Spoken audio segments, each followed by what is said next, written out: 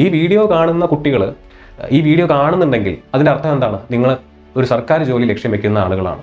എന്തുകൊണ്ടാണ് സർക്കാർ ജോലി ലക്ഷ്യം വെച്ചുകൊണ്ട് നിങ്ങൾ ഇത്തരത്തിലുള്ള വീഡിയോകളുടെ പുറകെ ഓടുന്നത്? അപ്പോൾ ഏറ്റവും കൂടുതൽ കുട്ടികൾ അപ്ലൈ ചെയ്യുന്ന ഏറ്റവും കൂടുതൽ കോമ്പറ്റീഷനുള്ള ഈ എക്സാമുകളെ താരതമ്യം ചെയ്യുന്നു. അതിലൂടെ ഗ്രൂപ്പ് ഡി എങ്ങനെ വേറിട്ട് നിൽക്കുന്നു എന്നുള്ളത് നിങ്ങളെ മനസ്സിലാക്കി തരിക എന്നുള്ളതാണ് ഈ വീഡിയോയുടെ പർപ്പസ്. അതുകൊണ്ട് മാത്രമാണ് ഞാൻ ഇത്തരത്തിലൊരു കമ്പാരിസൺ വീഡിയോ നിങ്ങളത് ചെയ്യുന്നത്. നല്ല ക്ലാസ്സുകൾ മാത്രം കണ്ടതുകൊണ്ടോ, നല്ല നോട്ടുകൾ പഠിച്ചതുകൊണ്ടോ, നല്ല രീതിയിൽ പ്രോബ്ലംസ് ചെയ്യാൻ പഠിച്ചതുകൊണ്ടോ മാത്രം എക്സാം ക്രാക്ക് ചെയ്യാൻ പറ്റില്ല. എക്സാം ഡിമാൻഡ് ചെയ്യുന്നത് അനുസരിച്ചിട്ട് വേണം നിങ്ങളുടെ പ്രിപ്പറേഷൻ. അത് എക്സാം എന്ത് ഡിമാൻഡ് ചെയ്യണമെന്ന് മനസ്സിലാക്കി തരിക. അതാണ് ഇത്തരത്തിലുള്ള അപ്ഡേറ്റ് വീഡിയോകളുടെ ഉദ്ദേശം എന്ന് പറയുന്നത്. RRB ഗ്രൂപ്പ് ഡി 18 തൊട്ട് 36 വരെയുള്ള 10ാം ക്ലാസ് യോഗ്യതയുള്ള 32,500ഓളം ഒഴിവുകളുള്ള 32,000 സാലറി കിട്ടുന്ന ഒരു പോസ്റ്റാണ്. കമ്പാരിറ്റീവ്ലി സിലബസ് കുറവാണ്. ക്വസ്റ്റ്യൻസ് ചോദിക്കുന്നതിന്റെ സ്റ്റാൻഡേർഡ് ഡിഫിക്കൽട്ടി ലെവൽ കുറവാണ്. ക്വസ്റ്റ്യൻസ് ചോദിക്കുന്ന സിലബസ് ചെറുതാണ്. ക്വസ്റ്റ്യൻസ് ചോദിക്കുന്ന അതിന്റെ ടഫ്നെസ് എവിടെ കുറവാണ്? ഗ്രൂപ്പ് ഡിക്ക് കുറവാണ്. ഇതിനർത്ഥം എന്താ? ഇതിനർത്ഥം ഞാൻ നേരത്തെ ഫസ്റ്റ് പറഞ്ഞ നമ്മുടെ പോയിന്റ്, എന്തുകൊണ്ട് ഗ്രൂപ്പ് ഡി?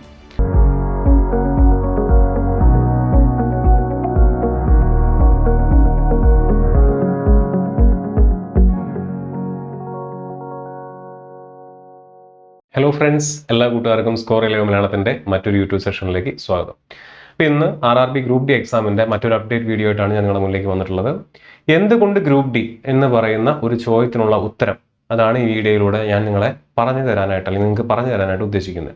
അപ്പോൾ അതിനുവേണ്ടി ഞാനിവിടെ എടുത്തിരിക്കുന്നത് കേരള PSC കണ്ടക്ട് ചെയ്യുന്ന LDC എക്സാമും സ്റ്റാഫ് സെലക്ഷൻ കമ്മീഷൻ കണ്ടക്ട് ചെയ്യുന്ന MTS GD തുടങ്ങിയ പരീക്ഷകളെയും ഗ്രൂപ്പ് ഡിയെയും വെച്ചുകൊണ്ടൊരു താരതമ്യം, അതാണ് ഈ വീഡിയോയിലൂടെ നമ്മൾ പ്രധാനമായിട്ടും ഡിസ്കസ് ചെയ്യാനായിട്ട് ഉദ്ദേശിക്കുന്നത്. അപ്പോൾ ഓൾറെഡി ഈ വീഡിയോ കാണുന്ന കുട്ടികൾ എന്താണ് ഗ്രൂപ്പ് ഡി എന്ന് പറയുന്ന എക്സാമിന് എന്ന് നിങ്ങൾക്ക് അറിയില്ല എന്നുണ്ടെങ്കിൽ നിങ്ങൾ എന്ത് ചെയ്യുക, നമ്മുടെ യൂട്യൂബ് ചാനൽ സ്കോർ 11 മലയാളം എന്ന് പറയുന്ന യൂട്യൂബ് ചാനലിൽ നോ യുവർ എക്സാം എന്ന് പറഞ്ഞുകൊണ്ട് ഗ്രൂപ്പ് ഡി പരീക്ഷയെ പരിചയപ്പെടുത്തിയിട്ടുള്ള ഒരു വീഡിയോ ഉണ്ട്. ആ video 2019 RRB group D notification പുറത്തുവിട്ടതിന് ശേഷം എക്സാം കണ്ടക്ട് ചെയ്തിട്ടുള്ള പ്രധാനപ്പെട്ട ടൈം ലൈൻസ്, അതുപോലെ എക്സാമിൻ്റെ പാറ്റേൺ എങ്ങനെയായിരുന്നു, സിലബസ് എന്തായിരുന്നു, ഏതൊക്കെ പോസ്റ്റുകളിലേക്കാണ് എക്സാം റിക്രൂട്ട് ചെയ്തത്, അന്ന് എക്സാം കണ്ടക്ട് ചെയ്ത സമയത്ത് വേക്കൻസി എത്രയായിരുന്നു തുടങ്ങിയ കാര്യങ്ങളെല്ലാം നമ്മൾ ആ വീഡിയോയിൽ ഡിസ്കസ് ചെയ്യുന്നുണ്ട്. അപ്പോൾ ആ ഒരു 2019 നോട്ടിഫിക്കേഷൻ പ്രകാരം ഗ്രൂപ്പ് ഡി എന്ന് പറയുന്ന എക്സാമിനെ നിങ്ങൾ പരിചയപ്പെടുക എന്നുള്ളതാണ് നോ യുവർ എക്സാമിലൂടെ നമ്മൾ ഉദ്ദേശിക്കുന്നത്. ആ വീഡിയോ നിങ്ങൾ ആദ്യം പോയി കാണുക. അതിനുശേഷം ഗ്രൂപ്പ് ഡിയുടെ ക്വാളിഫിക്കേഷൻ എന്ത് എന്നും 10ാം ക്ലാസ് യോഗ്യത മതി എന്നുള്ളതും വെച്ചുകൊണ്ട് നമ്മളൊരു വീഡിയോ ചെയ്തിട്ടുണ്ട്. അത് നിങ്ങൾ പോയി കാണുക. ആൻഡ് ഗ്രൂപ്പ് ഡി വേഴ്സസ് NTPCയും ഗ്രൂപ്പ് ഡി എക്സാമും തമ്മിലുള്ള താരതമ്യം, സിമിലാരിറ്റീസ് എന്തൊക്കെയാണ്, ഡിഫറൻസസ് എന്തൊക്കെയാണ് തുടങ്ങിയ കാര്യങ്ങളെല്ലാം വെച്ചുകൊണ്ടൊരു വീഡിയോ നമ്മൾ ചെയ്തിട്ടുണ്ട്. അത് നിങ്ങൾ കാണുക. ഇനി ഏറ്റവും ലേറ്റസ്റ്റ് ആയിട്ട് നമ്മൾ എന്ത് ചെയ്തിട്ടുണ്ട്, ഗ്രൂപ്പ് ഡി എക്സാമിന് പ്രിപ്പയർ ചെയ്യാനിരിക്കുന്ന കുട്ടികൾ നിങ്ങൾ എത്രത്തോളം മാർക്ക് വാങ്ങിക്കണം, സേഫ് ആവണം എന്നുണ്ടെങ്കിൽ എന്ന് അനാലിസിസ് നടത്തിക്കൊണ്ട് നമ്മുടെ ആസിഫ് സാർ ഒരു വീഡിയോ ചെയ്തിട്ടുണ്ട്. അതും നമ്മുടെ ചാനലിൽ അവൈലബിൾ ആണ്. അപ്പോൾ ഗ്രൂപ്പ് ഡി എന്ന് പറയുന്ന എക്സാമിനെ പറ്റിയിട്ട് നിങ്ങൾ ആദ്യമായിട്ടാണ് കേൾക്കുന്നതെന്നുണ്ടെങ്കിൽ ഈ വീഡിയോകളിലൂടെ എല്ലാം എന്ത് ചെയ്യുക, നിങ്ങളൊന്ന് സഞ്ചരിക്കുക. അതിനുശേഷം ഈ വീഡിയോ കാണാനായിട്ട്, ഞാനിപ്പോൾ ഈ എടുക്കുന്ന വീഡിയോ കാണാനായിട്ട് ശ്രദ്ധിക്കുക. ഓക്കെ, ആദ്യമായിട്ടാണ് ഗ്രൂപ്പ് ഡി എന്ന് പറയുന്ന എക്സാമിനെ പറ്റി കേൾക്കുന്നതെന്നുണ്ടെങ്കിൽ നോ യുവർ എക്സാം എന്ന് പറയുന്ന വീഡിയോ വെച്ച് നിങ്ങൾ തുടങ്ങുക. ഗ്രൂപ്പ് ഡി എന്താണെന്ന് മനസ്സിലാക്കുക, സാധ്യതകൾ മനസ്സിലാക്കുക. ഓക്കെ, ഇനി ഗ്രൂപ്പ് ഡി അതേ സാഹചര്യത്തിലുള്ള മറ്റ് എക്സാമുകളിൽ നിന്നും എന്തുകൊണ്ട് വേറിട്ട് നിൽക്കുന്നു എന്നുള്ളതാണ് ഈ വീഡിയോയിലൂടെ നമ്മൾ ഡിസ്കസ് ചെയ്യാനായിട്ട് ഉദ്ദേശിക്കുന്നത്. ഓക്കെ, അപ്പോൾ ഇന്നത്തെ ഈ വീഡിയോയുടെ പ്രധാനപ്പെട്ട ടോപ്പിക് ഓഫ് ഡിസ്കഷൻ എന്ന് പറയുന്നത് വൈ കമ്പാരിസൺ, എന്തുകൊണ്ട് ഗ്രൂപ്പ് ഡി എന്ന് പറയുന്ന എക്സാം നമ്മൾ മറ്റ് എക്സാംസ് ആയിട്ട് താരതമ്യം ചെയ്യുന്നു. 2 പാരാമീറ്റേഴ്സ് ഓഫ് കമ്പാരിസൺ, താരതമ്യം ചെയ്യുമ്പോൾ നമ്മൾ എന്തൊക്കെ കാര്യങ്ങളിലാണ് താരതമ്യം ചെയ്യുന്നത് എന്നുള്ള കാര്യം കൂടെ. 3, അതിൽ നിന്നും നമ്മൾ എത്തുന്ന കൺക്ലൂഷൻ എന്താണ്, നമുക്ക് എന്താണ് കൺക്ലൂഡ് ചെയ്യാൻ പറ്റുന്നത്. ഓക്കെ, കൺക്ലൂഷൻ കഴിഞ്ഞു കഴിഞ്ഞാൽ അടുത്ത പടി എന്ത്. ഇപ്പം ഈ ഒരു രീതിയിലാണ് നമ്മൾ ഇന്നത്തെ ഈ വീഡിയോയുടെ സ്ട്രക്ചർ എന്ന് പറയുന്നത്. എന്തുകൊണ്ട് നമ്മൾ താരതമ്യം ചെയ്യുന്നു, അതാണ് ഏറ്റവും ആദ്യത്തെ ചോദ്യം. വൈ കമ്പാരിസൺ, എന്തുകൊണ്ട് ഗ്രൂപ്പ് ഡി എന്ന് പറയുന്ന എക്സാമിന് RRB കണ്ടക്ട് ചെയ്യുന്ന ഗ്രൂപ്പ് ഡിനെ LDC ആയിട്ടും MTS ആയിട്ടും GD ആയിട്ടും നമ്മൾ താരതമ്യം ചെയ്യുന്നു എന്നുള്ളതാണ്. അപ്പോൾ നമ്മൾ ഈ നേരത്തെ പറഞ്ഞിട്ടുള്ള വീഡിയോസിൻ്റെ താഴെ ഒരുപാട് കമൻറ്റുകൾ വരുന്നുണ്ട്. കുട്ടികൾക്ക് ഇപ്പോഴും സംശയങ്ങൾ ഒരുപാടാണ്. നിങ്ങളുടെ ഏജ് എത്രയായിരിക്കണം, വിദ്യാഭ്യാസ യോഗ്യത എത്രയായിരിക്കണം, ഇത് ഈ പറയുന്ന പോലെ ഇതിൻ്റെ വേക്കൻസി എത്രത്തോളം ഉണ്ട്, എങ്ങനെയാണ് ഇത് പഠിക്കേണ്ടത്, ഏതൊക്കെ എക്സാംസിനാണ് അല്ലെങ്കിൽ ഏതൊക്കെ സബ്ജക്റ്റിനാണ് വെയിറ്റേജ് കൊടുക്കേണ്ടത്, അല്ല, ഒരുപാട് സംശയങ്ങൾ കുട്ടികൾ ചോദിക്കുന്നുണ്ട്. എല്ലാ സംശയങ്ങൾക്കുള്ള ഉത്തരം ഈ ഒരു വീഡിയോ ആണെന്ന് ഞാൻ പറയുന്നില്ല. എന്നിരുന്നാലും കുറേ കാര്യങ്ങളൊക്കെ നമുക്ക് ഈ വീഡിയോയിലൂടെ ഡിസ്കസ് ചെയ്യാൻ പറ്റും. ബാക്കി കാര്യങ്ങളെല്ലാം തന്നെ നിങ്ങൾക്ക് ഇനിയുമുള്ള സംശയങ്ങൾ നിങ്ങൾ നമ്മുടെ വീഡിയോയുടെ താഴെ കമൻറ്റ് ചെയ്തുകൊണ്ടിരിക്കുക. നമുക്ക് വരുന്ന വീഡിയോസിലായിട്ട് എല്ലാ ഡൗട്ടുകളെയും അഡ്രസ്സ് ചെയ്ത് മുന്നോട്ട് പോകാവുന്നതാണ്. സോ എന്തുകൊണ്ട് കമ്പാരിസൺ? അപ്പോൾ എന്തുകൊണ്ട് കമ്പാരിസൺ എന്ന് പറഞ്ഞു കഴിഞ്ഞാൽ RRB കണ്ടക്ട് ചെയ്യുന്ന ഗ്രൂപ്പ് ഡി എക്സാമും കേരള PSC കണ്ടക്ട് ചെയ്യുന്ന LDC എക്സാമും SSC കണ്ടക്ട് ചെയ്യുന്ന GD, SSC കണ്ടക്ട് ചെയ്യുന്ന MTS എക്സാം എന്ന് പറയുന്നത് കേരളത്തിലാണെന്നുണ്ടെങ്കിൽ ഏറ്റവും കൂടുതൽ ഉദ്യോഗാർത്ഥികൾ അപ്ലൈ ചെയ്യുന്ന, ഏറ്റവും കൂടുതൽ ഉദ്യോഗാർത്ഥികൾ എക്സാം എഴുതുന്ന ഒരു പോസ്റ്റാണ് LDC എന്ന് പറയുന്നത്, അല്ലെ? ഏറ്റവും കൂടുതൽ കുട്ടികൾ അപ്ലൈ ചെയ്യുന്ന എക്സാമുകളിൽ ഒന്നാണ് LDC എന്ന് പറയുന്നത്. LGS പോലെ തന്നെ LDC. SSC MTSന്റെ കാര്യം എടുക്കുകയാണെങ്കിലും, SSC GDയുടെ കാര്യം എടുക്കുകയാണെങ്കിലും, ഗ്രൂപ്പ് ഡിയുടെ കാര്യം എടുക്കുകയാണെങ്കിലും ഒരുപാട് കുട്ടികൾ അപ്ലൈ ചെയ്യുന്ന എക്സാമാണ്. അപ്പോൾ ഏറ്റവും കൂടുതൽ കുട്ടികൾ അപ്ലൈ ചെയ്യുന്ന, ഏറ്റവും കൂടുതൽ കോമ്പറ്റീഷനുള്ള ഈ എക്സാമുകളെ താരതമ്യം ചെയ്യുന്നു. അതിലൂടെ ഗ്രൂപ്പ് ഡി എങ്ങനെ വേറിട്ട് നിൽക്കുന്നു എന്നുള്ളത് നിങ്ങളെ മനസ്സിലാക്കി തരിക എന്നുള്ളതാണ് ഈ വീഡിയോയുടെ പർപ്പസ്. അതുകൊണ്ട് മാത്രമാണ് ഞാൻ ഇത്തരത്തിലൊരു കമ്പാരിസൺ വീഡിയോ നിങ്ങളുടെ അടുത്ത് ചെയ്യുന്നത്. കുട്ടികൾ ഒരുപാട് പേര് നമ്മുടെ അടുത്ത് ചോദിക്കുന്നുണ്ട്, LDC എക്സാമിന്റെ പോലെ അല്ലെങ്കിൽ കേരള PSC എക്സാമിന്റെ പോലെ തന്നെയാണോ ഈ റാങ്ക് ലിസ്റ്റിന്റെ കാലാവധി എങ്ങനെയാണ്, ലിസ്റ്റിൽ പേര് വന്നാൽ ജോലി കിട്ടുമോ, എൻ്റെ പ്രായം എത്രയാണ്, എനിക്ക് അപ്ലൈ ചെയ്യാൻ പറ്റുമോ, എനിക്ക് എക്സാമിന് പ്രിപ്പയർ ചെയ്യാൻ പറ്റുമോ തുടങ്ങിയ ഒരുപാട് ചോദ്യങ്ങൾ ചോദിക്കുന്നുണ്ട്. അപ്പോൾ കുറേ ചോദ്യങ്ങളൊക്കെ നമുക്ക് ഈ വീഡിയോയിലൂടെ അഡ്രസ്സ് ചെയ്തെടുക്കാനായിട്ട് പറ്റും. സോ അതുകൊണ്ടാണ് നമ്മൾ എന്ത് ചെയ്യുന്നത്, കമ്പാരിസൺ എന്ന് പറയുന്ന ഈ വീഡിയോയിലൂടെ ഇത്രയും പോസ്റ്റുകൾ നമ്മൾ കമ്പയർ ചെയ്യാനായിട്ട് പ്രധാനമായിട്ടും ഉദ്ദേശിക്കുന്നത്. ഓക്കെ, ഇനി എന്തൊക്കെയാണ് പാരാമീറ്റേഴ്സ് കമ്പയർ ചെയ്യാൻ പോവാണ്. ഓക്കെ, GDനെ കമ്പയർ ചെയ്യുന്നു, MTSനെ കമ്പയർ ചെയ്യുന്നു, ഗ്രൂപ്പ് ഡിനെ കമ്പയർ ചെയ്യുന്നു, കേരള PSC കണ്ടക്ട് ചെയ്യുന്ന LDCനെ കമ്പയർ ചെയ്യുന്നു. എന്തൊക്കെയാണ് അതിൻ്റെ പാരാമീറ്റേഴ്സ് എന്ന് പറയുന്നത്? ഒന്ന്, വിദ്യാഭ്യാസ യോഗ്യത.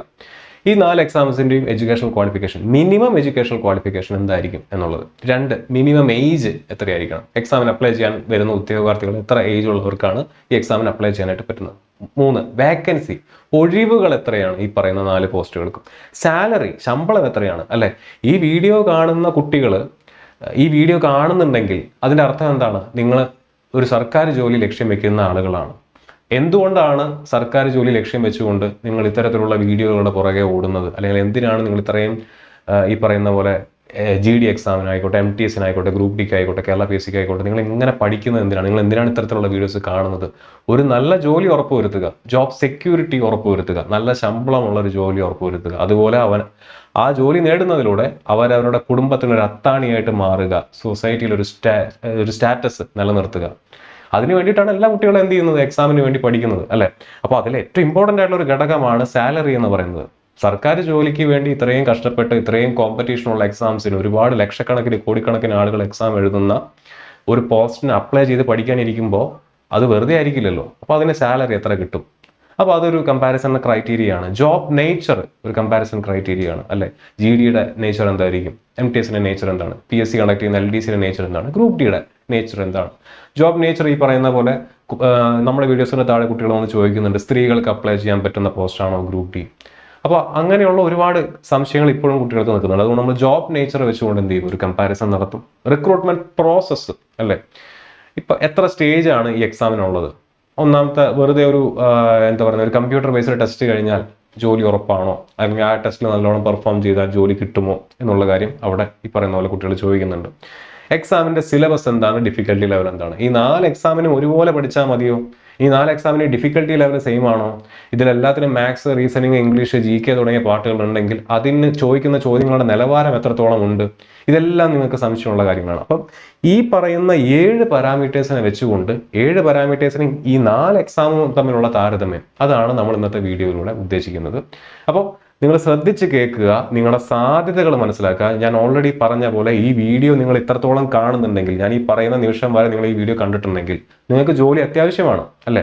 ജോലി അത്യാവശ്യമാണ്, ജോബ് സെക്യൂരിറ്റി അത്യാവശ്യമാണ്, ശമ്പളം വേണം. ഞാൻ നേരത്തെ പറഞ്ഞ പോലെ നിങ്ങളുടെ കുടുംബത്തിനൊരു അത്താണിയായിട്ട് മാറണം, സൊസൈറ്റിയിൽ ഒരു സ്റ്റാറ്റസ് കിട്ടണം. ഇതുകൊണ്ടാണ് കുട്ടികൾ പഠിക്കുന്നത്. അപ്പം ഇത്രയും വരെ നിങ്ങൾ ഈ വീഡിയോ കണ്ടിട്ടുണ്ടെങ്കിൽ ഇനി ബാക്കിയുള്ള ഭാഗം കൂടെ കാണുക. എന്തുകൊണ്ടാണ് നിങ്ങൾ പ്രിപ്പയർ ചെയ്യുന്ന എക്സാം അതെന്താണ്, നിങ്ങൾ എന്തിനാണ് നേരിടാൻ പോകണമെന്നുള്ളത് നിങ്ങൾ മനസ്സിലാക്കിയിട്ട് വേണം എക്സാമിന് വന്നിരിക്കാനായിട്ട്, അല്ലേ? വെറുതെ കുറേ ക്ലാസ്സുകൾ കണ്ടു, കുറേ ഷോർട്ട് നോട്ടുകൾ, കുറേ റാങ്ക് ഫയലുകൾ വായിച്ച് മഗ്ഗപ്പ് ചെയ്തുകൊണ്ട് എക്സാം ഹാളിൽ ചെന്ന് ആ എക്സാം അങ്ങ് ക്രാക്ക് ചെയ്യാമെന്ന് വിചാരിച്ചു കഴിഞ്ഞാൽ ഹാർഡ് വർക്ക് നിങ്ങൾ ചെയ്യുന്നുണ്ട്, പക്ഷെ അതിന് റിട്ടേൺ കിട്ടണമെന്ന് നിർബന്ധമില്ല. അപ്പോൾ എക്സാം എന്താണെന്നുള്ളത് മനസ്സിലാക്കിയിട്ട് അതിനനുസരിച്ച് പ്രിപ്പയർ ചെയ്യാനായിട്ട് ശ്രദ്ധിക്കുക. അതുകൊണ്ടാണ് ഇത്തരത്തിലുള്ള അപ്ഡേറ്റ് വീഡിയോസ്, ഇത്തരത്തിലുള്ള comparisons, know your exams, educational ക്വാളിഫിക്കേഷൻ്റെ കാര്യം, NTPC versus group D, sales score എത്ര, ഇത്തരത്തിലുള്ള വീഡിയോസൊക്കെ നമ്മൾ നിങ്ങൾക്ക് വേണ്ടി പ്രൊവൈഡ് ചെയ്യുന്നതിൻ്റെ പിന്നിൽ ഉദ്ദേശം എന്ന് പറയുന്നത് നല്ല കണ്ടന്റ്, നല്ല ക്ലാസ്സുകൾ മാത്രം കണ്ടതുകൊണ്ടോ, നല്ല നോട്ടുകൾ പഠിച്ചതുകൊണ്ടോ, നല്ല രീതിയിൽ പ്രോബ്ലംസ് ചെയ്യാൻ പഠിച്ചതുകൊണ്ടോ മാത്രം എക്സാം ക്രാക്ക് ചെയ്യാൻ പറ്റില്ല. എക്സാം ഡിമാൻഡ് ചെയ്യുന്നത് അനുസരിച്ചിട്ട് വേണം നിങ്ങളുടെ പ്രിപ്പറേഷൻ. അത് എക്സാം എന്ത് ഡിമാൻഡ് ചെയ്യണമെന്ന് മനസ്സിലാക്കി തരിക. അതാണ് ഈ തരത്തിലുള്ള അപ്ഡേറ്റ് വീഡിയോകളുടെ ഉദ്ദേശം എന്ന് പറയുന്നത്. ഓക്കെ ആണല്ലോ? അപ്പോൾ ഈ 7 പാരാമീറ്റർ വെച്ചുകൊണ്ടാണ് നമ്മൾ എന്ത് ചെയ്യുന്നത്, കമ്പയർ ചെയ്യാനായിട്ട് പോകുന്നത്.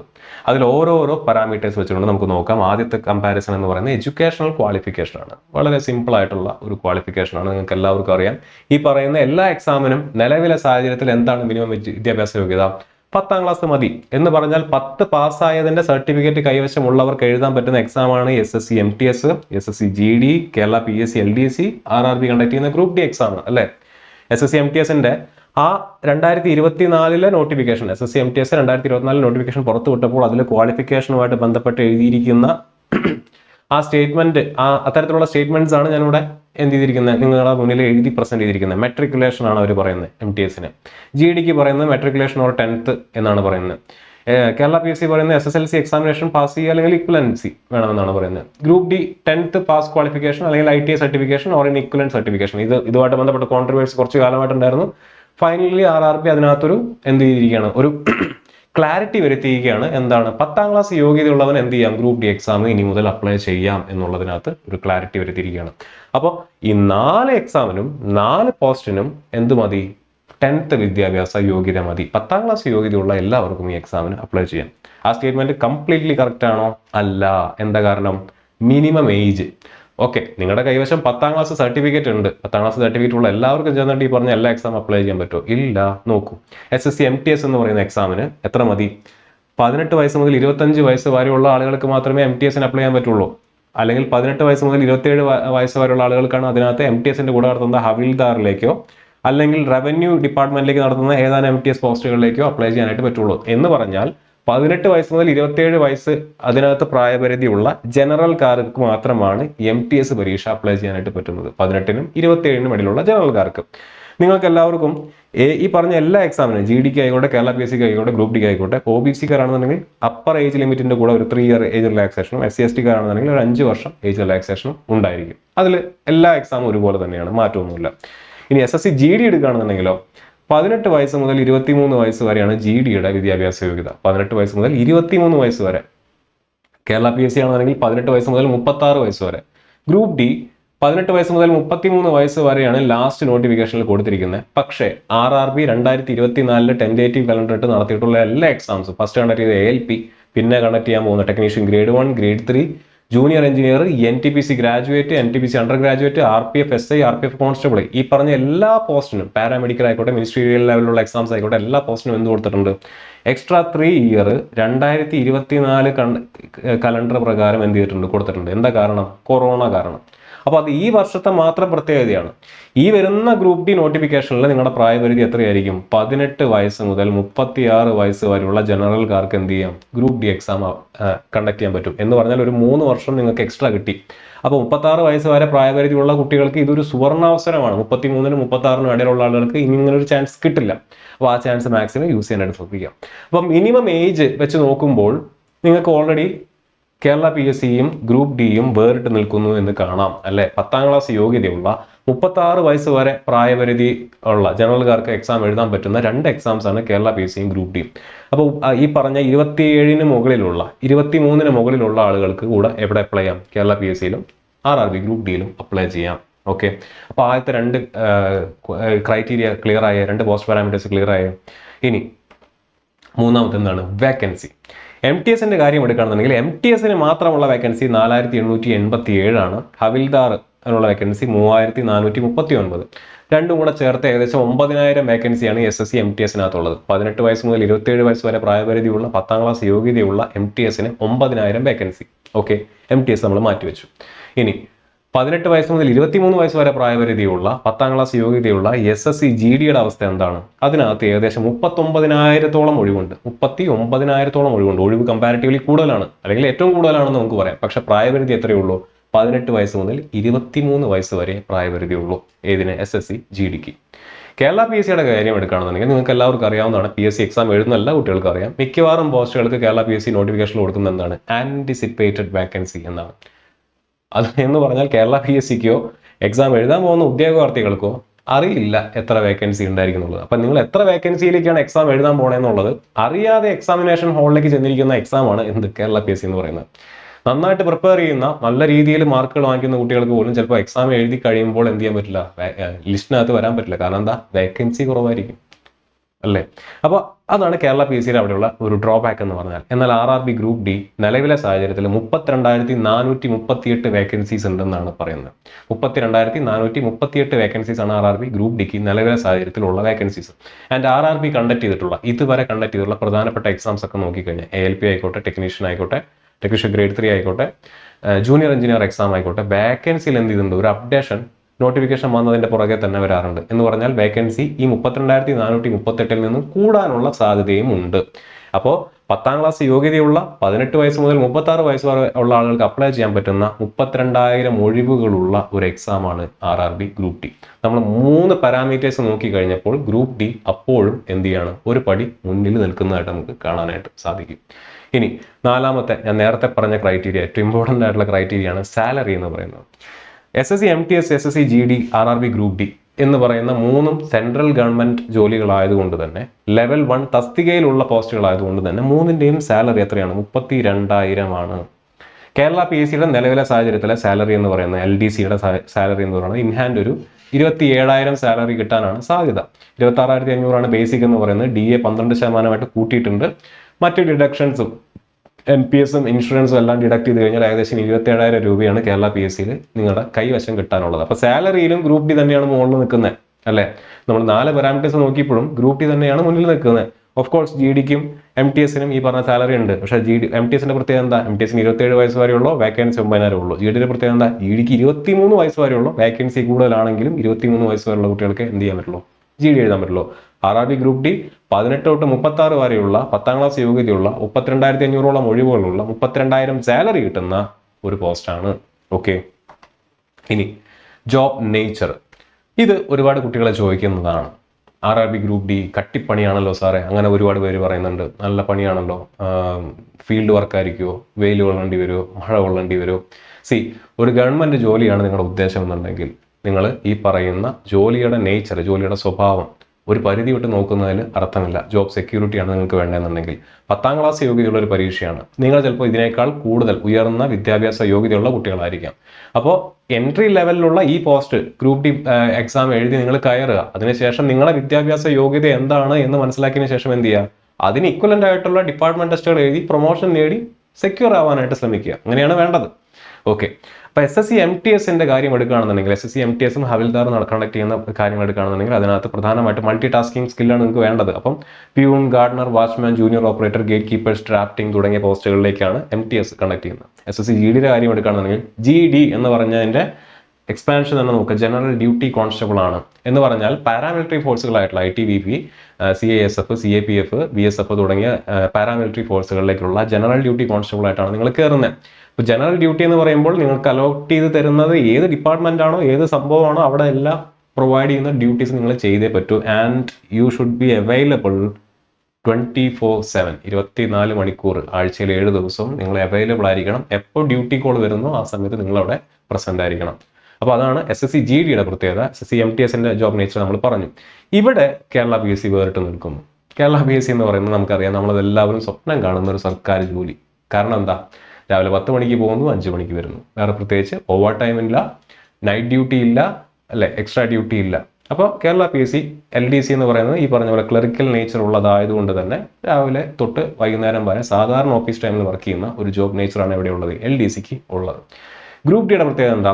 ഗ്രൂപ്പ് ഡിയുടെ പ്രത്യേകത എന്ന് പറയുന്നത് നിങ്ങൾ അപ്ലൈ ചെയ്യുന്ന പോസ്റ്റുകൾ അനുസരിച്ചിരിക്കും. ടെക്നിക്കൽ പോസ്റ്റുകൾ, നോൺ ടെക്നിക്കൽ പോസ്റ്റുകളുണ്ട്. ടെക്നിക്കൽ പോസ്റ്റ് എന്ന് പറഞ്ഞാൽ engineering department, mechanical, electrical, SND, signal and telecommunication, ഈ 4 ഡിപ്പാർട്ട്മെന്റിലേക്കുള്ള പോസ്റ്റുകളിലേക്കാണ് നിങ്ങൾ അപ്ലൈ ചെയ്യുന്നതെങ്കിൽ അതിന്റെ ജോബ് നേച്ചർ വേറെ ആയിരിക്കും. നോൺ ടെക്നിക്കൽ പോസ്റ്റ് എന്ന് പറഞ്ഞാൽ traffic, hospital assistant, medical board തുടങ്ങിയ പോസ്റ്റുകളിലേക്കാണ് നിങ്ങൾ അപ്ലൈ ചെയ്യുന്നുണ്ടെങ്കിൽ അതിന്റെ ജോബ് നേച്ചറും വേറിട്ട് നിൽക്കും. സോ അതിനകത്ത് തന്നെ ഈ ഓഫീസ് നേച്ചർ ഉള്ളതുണ്ട്, ഫീൽഡ് വർക്ക് ആവശ്യമായിട്ടുള്ളതുണ്ട്. അത് ഈ പറഞ്ഞ പോലെ ഈ RRB ഗ്രൂപ്പ് ഡി ഇത്തവണ നോട്ടിഫിക്കേഷൻ പുറത്തു വരുമ്പോൾ എനിക്ക് തോന്നുന്നു 14 പോസ്റ്റുകളിലേക്ക് മറ്റുമാണ് RRB ഇത്തവണ നോട്ടിഫിക്കേഷൻ പുറത്തുവിടാൻ സാധ്യതയുണ്ടെന്ന് പറയുന്നത്. ആ നോട്ടിഫിക്കേഷൻ വന്ന് വ്യക്തമായിട്ടുള്ള ഒരു ധാരണ കിട്ടിക്കഴിഞ്ഞാൽ, നോട്ടിഫിക്കേഷൻ വന്ന പാടെ തന്നെ നമുക്ക് എന്ത് ചെയ്യാം, ഗ്രൂപ്പ് ഡിയുടെ ഇത്തവണത്തെ ഏതൊക്കെ പോസ്റ്റുകളാണുള്ളത്, ആ ഓരോ പോസ്റ്റിന്റെയും ജോബ് നേച്ചർ എന്താണ്, ആ ഓരോ പോസ്റ്റിലേക്ക് അപ്ലൈ ചെയ്യാൻ പറ്റുന്ന ആർക്കൊക്കെയാണ് നിങ്ങൾ പ്രതീക്ഷിക്കുമ്പോൾ, അതായത് ഈ ജോലിയാണ് നിങ്ങൾക്ക് RRB ഗ്രൂപ്പ് ഡിയിലെ ഈ ജോലിയാണ് നിങ്ങൾ അല്ലെങ്കിൽ അപ്ലൈ ചെയ്യുന്നതെങ്കിൽ നിങ്ങൾ പ്രതീക്ഷിക്കേണ്ട നിങ്ങളുടെ ജോലിയുടെ സ്വഭാവം എന്തായിരിക്കും എന്നുള്ളതൊക്കെ നമുക്ക് ഡീറ്റെയിൽ ആയിട്ട് അപ്പോൾ പറഞ്ഞുതരാം. എന്നാൽ പൊതുവെ ഈ പറയുന്ന ടെക്നിക്കൽ പോസ്റ്റുകളും നോൺ ടെക്നിക്കൽ പോസ്റ്റുകളാണ് ഉള്ളത്. അതിൽ നിങ്ങൾ ഏത് പോസ്റ്റിനാണോ എലിജിബിൾ ആവുന്നത്, അല്ലെങ്കിൽ ഏത് പോസ്റ്റാണോ നിങ്ങൾ പ്രിഫർ ചെയ്യുന്നത്, അത് പ്രിഫർ ചെയ്യേണ്ടത് എന്തിൻ്റെ അടിസ്ഥാനത്തിലാണെന്നുള്ളത് ഓർത്ത് വെക്കുക. ഞാൻ നേരത്തെ പറഞ്ഞ പോലെ ടെക്നിക്കൽ ആണെന്നുണ്ടെങ്കിൽ അതിനകത്ത് ഫീൽഡ് വർക്ക് ഉണ്ട്, ഓഫീസ് ഡ്യൂട്ടി ഉണ്ട്. നോൺ ടെക്നിക്കൽ ആണെന്നുണ്ടെങ്കിലും അതിനകത്ത് ഫീൽഡ് വർക്കും ഓഫീസ് ഡ്യൂട്ടി ഉണ്ട്. അത് ഏതൊക്കെയാണെന്നുള്ളത് നോട്ടിഫിക്കേഷൻ വന്നു കഴിഞ്ഞാൽ നമുക്ക് ഡീറ്റെയിൽ ആയിട്ട് വീഡിയോ ചെയ്യാവുന്നതാണ്. അപ്പോൾ ഇതാണ് ജോബ് നേച്ചറുമായിട്ട് ബന്ധപ്പെട്ട് നിങ്ങൾ അറിഞ്ഞിരിക്കേണ്ട കാര്യം എന്ന് പറഞ്ഞു കഴിഞ്ഞാൽ. ഇനി recruitment process.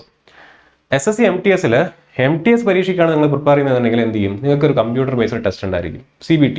Computer based test കഴിഞ്ഞാൽ നിങ്ങളുടെ മെഡിക്കൽ കഴിഞ്ഞു, DV കഴിഞ്ഞു, നിങ്ങൾക്ക് എന്ത് ചെയ്യാം, നേരിട്ട് ജോലിയിൽ പ്രവേശിക്കാം. മെഡിക്കൽ പാസ്സായി കഴിഞ്ഞാൽ നിങ്ങൾക്ക് ജോലിയിൽ പ്രവേശിക്കാം.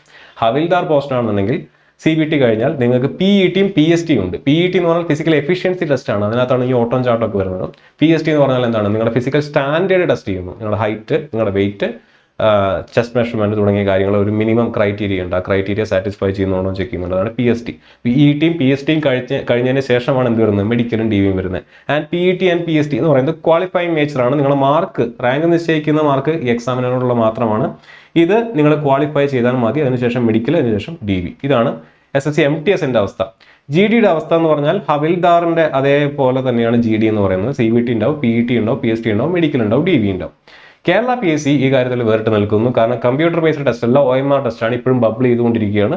ബബിൾ ചെയ്ത് കഴിഞ്ഞാൽ എന്താണ്, DV ആണ്, ഡോക്യുമെന്റ് വെരിഫിക്കേഷൻ ആണ്. നിങ്ങൾക്ക് എന്ത് ചെയ്യേണ്ടി വരും, PSCയുടെ ഓഫീസിൽ പോകേണ്ടി വരും.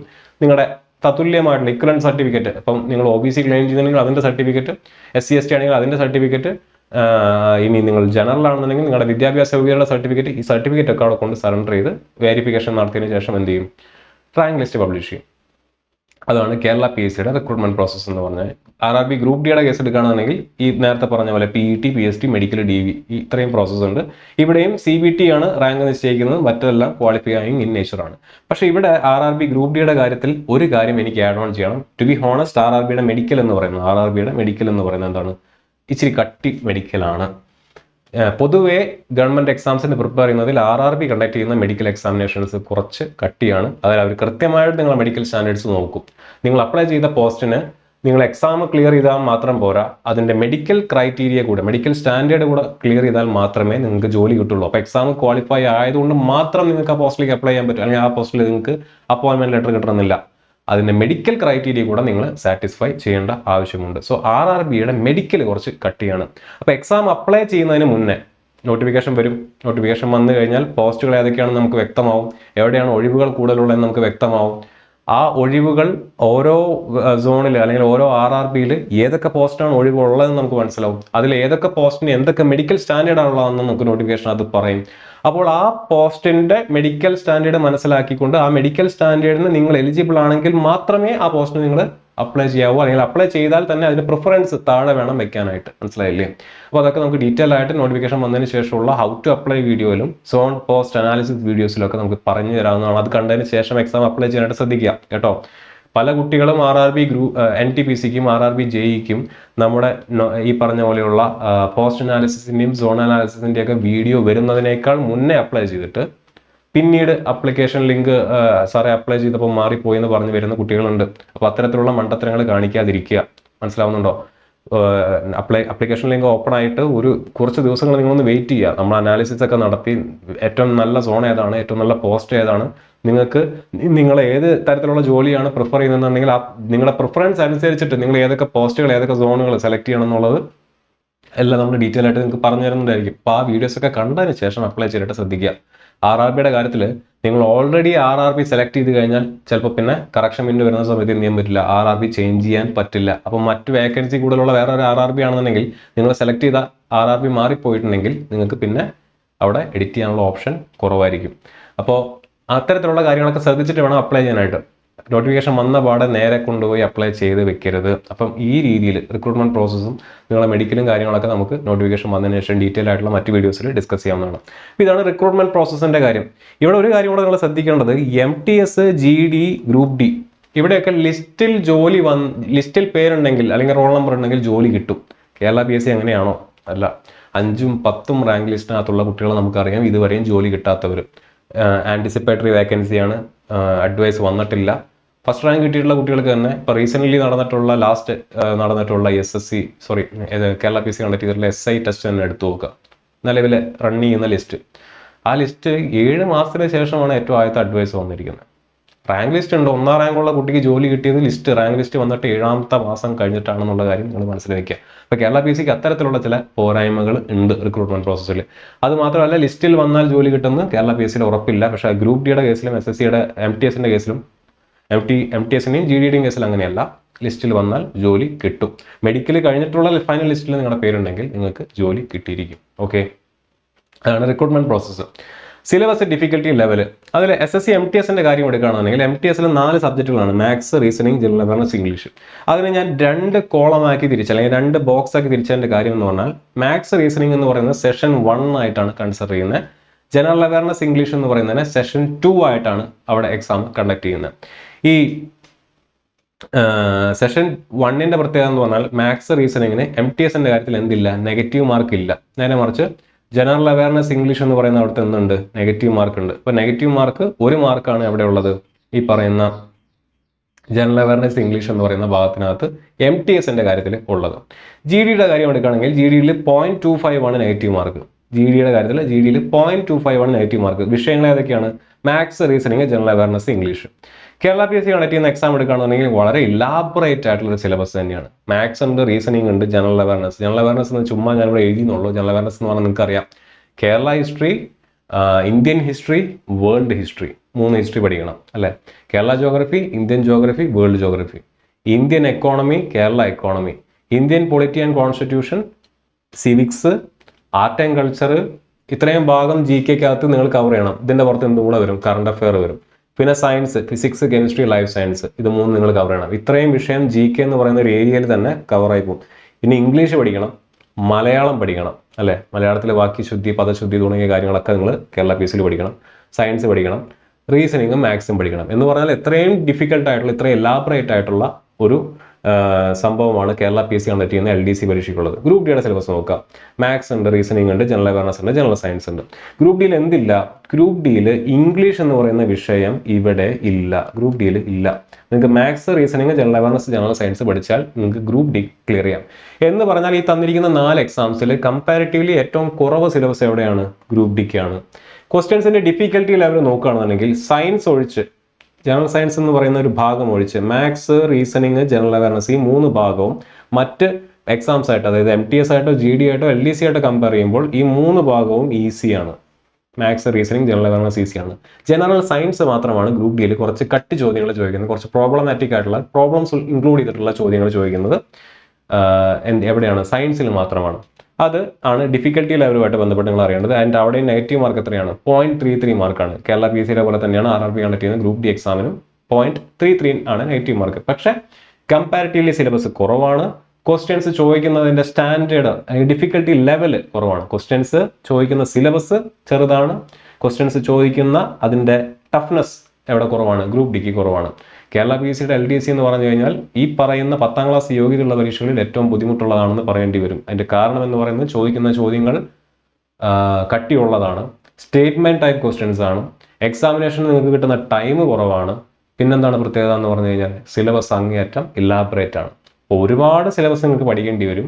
ചോദിക്കുന്ന ചോദ്യങ്ങൾ ഈ പറഞ്ഞ പോലെ സ്റ്റേറ്റ്മെന്റ് ടൈപ്പ് ക്വസ്റ്റ്യൻസ് ആണ്. ചോദിക്കുന്ന ചോദ്യങ്ങൾ കുറച്ച് നിലവാരമുള്ള ചോദ്യങ്ങളാണ്. എക്സാമിന് നിങ്ങൾക്ക് കിട്ടുന്ന സമയം ഗ്രൂപ്പ് ഡിനെ അപേക്ഷിച്ച് നോക്കുമ്പോൾ കുറവാണ് അല്ലേ. പ്രിലിമിനറി എക്സാമിന് നിങ്ങൾക്ക് കിട്ടുന്ന സമയം 75 മിനിറ്റ്, ഗ്രൂപ്പ് ഡിക്ക് കിട്ടുന്നത് 90 മിനിറ്റ് ആണ് 100 ചോദ്യം കിട്ടാനായിട്ട്. അപ്പോൾ അങ്ങനെ വെച്ച് നോക്കുമ്പോൾ കേരള PSCക്ക് സമയം വളരെ കുറവാണ്. ഒരു 15 മിനിറ്റ് കൂടെ കൂടുതൽ എവിടെ കിട്ടും? നിങ്ങൾക്ക് ഗ്രൂപ്പ് ഡിയിൽ കിട്ടും. ഇനി GDയും MTSന്റെയും പ്രത്യേകത എന്താണ്? SSC ചോദിക്കുന്ന ആ ഒരു നിലവാരത്തിലുള്ള മാത്സും റീസണിങ്ങും എവിടെ കാണും? GDക്കും MTSനും കാണും. സോ ഈ 4 വിഷയങ്ങളും കമ്പയർ ചെയ്ത് നോക്കുക, അല്ലെങ്കിൽ ഈ 4 പോസ്റ്റുകളും കമ്പയർ ചെയ്ത് നോക്കുമ്പോൾ ഗ്രൂപ്പ് ഡി അവിടെയും വേറിട്ട് നിൽക്കുന്നു. കാരണം ഗ്രൂപ്പ് ഡിയുടെ സിലബസ് ചെറുതാണ്, ഇംഗ്ലീഷ് പഠിക്കേണ്ട കാര്യമില്ല, സിലബസ് ചെറുതാണ്, ചോദിക്കുന്ന ചോദ്യങ്ങളുടെ നിലവാരം അല്ലെങ്കിൽ ടഫ്നെസ് കുറവാണ് എവിടെ മറ്റ് എക്സാംസ് ആയിട്ട് കമ്പയർ ചെയ്യുമ്പോൾ. എക്സെപ്റ്റ് ജനറൽ സയൻസ്, ഗ്രൂപ്പ് ഡിയുടെ സയൻസ് കുറച്ച് കട്ടിക്ക് തന്നെ ഉണ്ട്. ടു ബി ഹോണസ്റ്റ്, അത് അത്യാവശ്യം നിങ്ങൾ question paper, previous year question paper നോക്കി നിങ്ങൾക്ക് കാണാൻ പറ്റും. ഗ്രൂപ്പ് ഡിക്ക് ചോദിക്കുന്ന സയൻസിന്റെ ചോദ്യങ്ങൾ, ഫിസിക്സിനും കെമിസ്ട്രിക്കും ഒക്കെ പ്രോബ്ലംസ് ചോദിക്കും. ഫിസിക്സ് എന്നൊക്കെ ആണെന്നുണ്ടെങ്കിൽ റേ ഓപ്റ്റിക്സ്, അതുപോലെ തന്നെ വേ ഓപ്റ്റിക്സ്, മാഗ്നറ്റിസം, ഇലക്ട്രിസിറ്റി ഒക്കെ ആയിട്ട് ബന്ധപ്പെട്ട അത്യാവശ്യം കുഴപ്പമില്ലാത്ത രീതിയിലുള്ള ചോദ്യങ്ങൾ കാണും. കെമിസ്ട്രിയുടെ കാര്യം എടുക്കുകയാണെന്നുണ്ടെങ്കിൽ മൊളാരിറ്റി അങ്ങനെയുള്ള സാധനങ്ങൾ, അതുപോലെ pH കണ്ടുപിടിക്കാനുള്ള ഫോർമുലയൊക്കെ അറിഞ്ഞാൽ മാത്രമാണ് പലപ്പോഴും ജനറൽ സയൻസ് ഗ്രൂപ്പ് ഡിക്ക് വേണ്ടി നിങ്ങൾക്ക് പഠിക്കാനായിട്ട് പറ്റുള്ളൂ. അപ്പം സയൻസ് കുറച്ച് കട്ടിക്ക് നിങ്ങൾ അറിഞ്ഞിരിക്കണം. GK ആയിക്കോട്ടെ, റീസണിങ് ആയിക്കോട്ടെ, മാത്സ് ആയിക്കോട്ടെ, SSC ആയിട്ടും കേരള പി എസ് ആയിട്ടും കമ്പയർ ചെയ്യുമ്പോൾ ഈസിയാണ് ഗ്രൂപ്പ് ഡിയുടെ കേസിൽ. അപ്പോൾ അതാണ് സിലബസും ഡിഫിക്കൽട്ടി ലെവൽ എന്ന് പറയുന്ന ഭാഗം കമ്പയർ ചെയ്യുമ്പോൾ നമുക്ക് മനസ്സിലാക്കാനായിട്ട് പറ്റുന്നത്. ഇനി കൺക്ലൂഷൻ. അപ്പോൾ നമ്മൾ ഈ പറയുന്ന 7-8 പാരാമീറ്റേഴ്സ് കമ്പയർ ചെയ്ത് നോക്കുമ്പോൾ നമുക്ക് എത്തിപ്പെടാൻ പറ്റുന്ന കൺക്ലൂഷൻ എന്താണ്? ഞാൻ എന്താ പറയുന്നത്, ഈസി ആയിട്ട് നിങ്ങൾക്ക് മനസ്സിലാക്കാൻ പറ്റുന്നതിന് വേണ്ടി ഒരു ടേബിൾ ആക്കി തന്നെ വെച്ചിട്ടുണ്ട്. പച്ച കളറിൽ കാണുന്നത് ഈസിയാണ്, മഞ്ഞ കളറിൽ കാണുന്നത് മോഡറേറ്റ് ആണ്, ചുവപ്പ് കളറിൽ കാണുന്നത് ഡിഫിക്കൽട്ട് ആയിട്ടുള്ള ഏരിയയാണ്. എഡ്യൂക്കേഷൻ ക്വാളിഫിക്കേഷൻ എല്ലാത്തിനും 10ാം ക്ലാസ് മതി. അതുകൊണ്ട് തന്നെ ഞാൻ അതിനെല്ലാത്തിനും പച്ച കളർ ഇട്ട് കൊടുത്തു. കാരണം എന്താണ്, 10ാം ക്ലാസ് യോഗ്യതയുള്ള എല്ലാവർക്കും എന്ത് ചെയ്യാം, ഈ പറയുന്ന 4 എക്സാം എഴുതാൻ പറ്റും. പക്ഷേ മിനിമം ഏജ് അങ്ങനെയാണോ? അല്ല. SSC MTSന്റെ അപ്പർ ഏജ് എന്ന് പറയുന്നത് 27 വയസ്സാണ്. GDയുടെ അപ്പർ ഏജ് എന്ന് പറയുന്നത് 23 വയസ്സാണ്. കേരള PSC കണ്ടക്ട് ചെയ്യുന്ന LDCക്ക് ആണെന്നുണ്ടെങ്കിൽ ഗ്രൂപ്പ് ഡിക്ക് ആണെന്നുണ്ടെങ്കിൽ അപ്പർ ഏജ് 36 ആണ്. അപ്പോൾ ആ 2 സ്ഥലത്തും ഗ്രൂപ്പ് ഡി വേറിട്ട് നിൽക്കുന്നു, കേരള PSC വേറിട്ട് നിൽക്കുന്നു. വേക്കൻസിയുടെ കാര്യം എടുക്കുകയാണെന്നുണ്ടെങ്കിൽ MTS നമുക്കറിയാം അപ്രോക്സിമേറ്റ്ലി 9000 ഒഴിവാണുള്ളത്. GDക്കൊക്കെ പക്ഷേ എത്ര ഒഴിവുണ്ട്? 39,000 ഒഴിവുണ്ട്. കേരള PSC അവസ്ഥ എന്താണ്? ഒരു ഐഡിയയുമില്ല, ആന്റിസിപ്പേറ്ററി വേക്കൻസിയാണ്. ഗ്രൂപ്പ് ഡിയുടെ ഒഴിവ് എത്രയാണ്? 34,500 ഒഴിവ് ഗ്രൂപ്പ് ഡിക്ക് ഉണ്ട്. സോ ഗ്രൂപ്പ് ഡി അവിടെയും വേറിട്ട് നിൽക്കുന്നു. സാലറിയുടെ കാര്യം എടുക്കുകയാണെങ്കിൽ സെൻട്രൽ എംപ്ലോയ്മെന്റ് അല്ലെങ്കിൽ സെൻട്രൽ ജോലികൾക്കെല്ലാം ഒരു ഫിക്സഡ് സാലറിയാണ്. 32,000-ഓളം കയ്യിൽ കിട്ടുന്ന സാലറിയാണ് ഇവിടെ ഉള്ളത്. പക്ഷെ അവിടെ കേരള PSC അത്ര മോശമൊന്നുമല്ല. 27,000 രൂപ എന്ന് പറയുന്ന നിലവിലെ സാഹചര്യത്തിൽ അത്ര മോശമല്ല. 10ാം ക്ലാസ് യോഗ്യതയുള്ള ഒരു പരീക്ഷയ്ക്ക് 27,000 എന്ന് പറയുന്നത് അത്ര മോശമല്ല. അതുകൊണ്ട് ഞാൻ അതിന് യെല്ലോ കളർ ഇട്ടു. പക്ഷെ അവിടെയും ഗ്രൂപ്പ് ഡി വേറിട്ട് നിങ്ങൾക്ക് കാണാനായിട്ട് പറ്റും. ജോബ് നേച്ചറിന്റെ കാര്യം എടുക്കുകയാണെന്നുണ്ടെങ്കിൽ SSC കണ്ടക്ട് ചെയ്യുന്ന ഇവിടെ MTSനകത്ത് ഹവിൽദാർ പോസ്റ്റ്, അത് ഫീൽഡ് വർക്ക് ആവശ്യം വരും. SSCയുടെ GD exam general duty constable ആണ്, ഞാൻ ഓൾറെഡി പറഞ്ഞു. നിങ്ങൾ എവിടെയാണോ കൊണ്ടിടുന്നത് അവിടെ നിങ്ങൾക്ക് ആവശ്യം വരും. 24/7 ഡ്യൂട്ടി കോൾ ഉണ്ടായിരിക്കും. നിങ്ങളെ ഡ്യൂട്ടി കോൾ ചെയ്യുകയാണെന്നുണ്ടെങ്കിൽ നിങ്ങൾക്ക് പോയേ പറ്റൂ. ഗ്രൂപ്പ് ഡിയുടെ ജോബ് നേച്ചർ എന്ന് പറയുന്നത് ഫീൽഡ് വർക്ക് ഉണ്ടായിരിക്കും, ഓഫീസ് വർക്ക് ഉണ്ടായിരിക്കും. സോ ഫീൽഡ് വർക്ക് ഉള്ളത് കൊണ്ട് തന്നെ ഇത് 3നും ഞാൻ യെല്ലോ കളർ കൊടുത്തു. എന്നാൽ ഓഫീസ് വർക്ക് ആയതുകൊണ്ട് ക്ലറിക്കലി നേച്ചർ ആയതുകൊണ്ട് LDCക്ക് ഞാൻ ഗ്രീൻ കളർ കൊടുത്തു. റിക്രൂട്ട്മെന്റ് പ്രോസസ്സിന്റെ കാര്യം എടുക്കുകയാണെന്നുണ്ടെങ്കിൽ MTSന് physical efficiency, physical standard test ഉണ്ട്, ഹവിൽദാറിന്. GDക്ക് അത് രണ്ടും ഉണ്ട്. എന്നെ ഇവിടെ ഗ്രീൻ കൊടുക്കാൻ കാരണം എന്താ വെച്ചാൽ MTS പോസ്റ്റുകൾക്ക് എന്താണ് ഫിസിക്കൽ എഫിഷ്യൻസി ടെസ്റ്റോ PST ഇല്ല, ഹവിൽദാറിന് മാത്രമാണുള്ളത്. അതുകൊണ്ടാണ് ഞാൻ അവിടെ ഗ്രീൻ കൊടുത്തത്. GDയുടെ കാര്യം എടുക്കുകയാണെന്നുണ്ടെങ്കിൽ GDക്ക് എന്തുണ്ട്? PET ഉണ്ട്, PST ഉണ്ട്. സോ അതിന് ഞാൻ യെല്ലോ കളർ കൊടുത്തു. ഇവിടെയും ഈ പറഞ്ഞ ഒന്നുമില്ല, നേരെ DV ആണ്. ഇവിടെ എന്തുണ്ട്? PET ഉണ്ട്, PST ഉണ്ട്. സോ അതിന് ഞാൻ യെല്ലോ കളർ കൊടുത്തു. ഓക്കെ. സെലക്ഷൻ പ്രോസസ്സിന്റെ കാര്യം എടുക്കുകയാണെന്നുണ്ടെങ്കിൽ MTS, GD, ഗ്രൂപ്പ് ഡി ഇതിനെല്ലാത്തിനും ലിസ്റ്റിനകത്ത് മെഡിക്കൽ കഴിഞ്ഞിട്ടുള്ള ലിസ്റ്റിനകത്ത് നിങ്ങളുടെ പേര് വന്നു കഴിഞ്ഞാൽ നിങ്ങൾക്ക് ജോലി കിട്ടും. സോ അതെന്തായി? ഗ്രീനായി. കേരള PSCയുടെ അവസ്ഥ നിങ്ങൾക്ക് അറിയാം. 1ാം റാങ്ക് കിട്ടിയവന് പോലും ജോലി കിട്ടാത്ത അവസ്ഥ പലപ്പോഴും ഉണ്ടാവുന്നതായിട്ട് നമുക്ക് കാണാൻ പറ്റും. സിലബസ് അത്ര എളുപ്പമുള്ള സിലബസ് അല്ല ഈ പറഞ്ഞ ഒരു എക്സാമിനും. അതുകൊണ്ട് തന്നെയാണ് ഞാൻ ബാക്കി എല്ലാത്തിനും യെല്ലോ കളർ കൊടുത്തിരിക്കുന്നത്. പക്ഷേ കേരള PSC അവിടെയും വേറിട്ട് നിൽക്കുന്നു. കട്ടി സിലബസ് തന്നെയാണ്.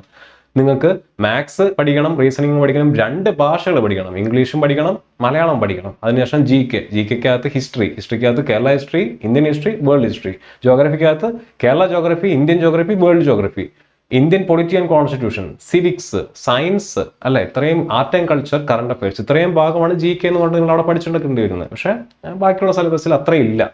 കമ്പയർഡ് ടു കേരള PSC ബാക്കി രണ്ടും കുറവാണ്. ഡിഫിക്കൽട്ടി ലെവലിന്റെ കാര്യത്തിൽ നമുക്ക് പറയാൻ പറ്റുന്ന എന്താണ്? SSC MTSും SSC GDയും compared to Kerala PSC moderate ലെവലാണ്. പക്ഷേ ഗ്രൂപ്പ് ഡി കേരള PSC ആയിട്ട് കമ്പയർ ചെയ്യുന്ന സമയത്ത് എന്താണ്? വളരെയധികം ഈസിയാണ്. എക്സെപ്റ്റ് സയൻസ് ഒഴിച്ച് ബാക്കിയെല്ലാം ഗ്രൂപ്പ് ഡിയിൽ വേറിട്ട് നിൽക്കുന്നു. സോ ഇത് നോക്കിയാൽ നിങ്ങൾക്ക് കാണാൻ പറ്റും ഗ്രൂപ്പ് ഡിയിൽ കൂടുതലും പച്ച കളറാണ്, ഒരു 3 മഞ്ഞ കളറും ഉണ്ട്. അപ്പോൾ മൊത്തം 4, 2, 6, 6, 3, 9 9 റോ ഞാൻ കൊടുത്തതിൽ ഏകദേശം 6 എണ്ണം ഗ്രീനും 3 എണ്ണം യെല്ലോയും ആണ്.